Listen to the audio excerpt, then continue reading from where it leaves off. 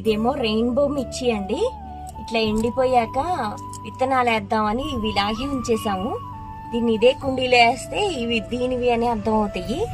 Already last time వేసినవి కొన్ని వచ్చినవి, ఇదిగోండి పెరుగుతున్నాయి.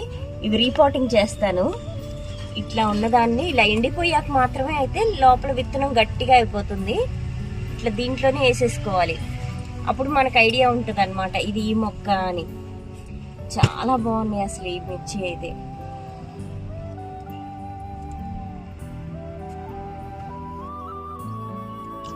ఇదిగోండి, ఇది ఇంకొక రకమైన మిర్చి. చూడండి అసలు ఎంత బాగుందో, క్యాప్సికం లాగే ఉంది ఇదైతే. దీన్ని కూడా ఈ మిర్చిని తీసుకెళ్ళి మొక్కల్లో వేసేద్దాం ఇలాగా. దీని లోపల విత్తనాలని నేను అనుకున్నాను. అది కూడా అవతలది కూడా వేసేస్తాను. వేస్తే మళ్ళీ ఇలాంటి మొక్కలు పెంచుకోవచ్చు. ఇది చాలా బాగుంది అసలు.